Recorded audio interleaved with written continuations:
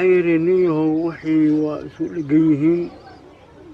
وحن وحكا قبان كرنا معهن دا انت انقلنو ان وحبك قبان وينو وحن كيابينا إنا هدنا ان تلين كعلينو مركا بالكسوت سيرين تلقي مركا أنا وحن قان كجاري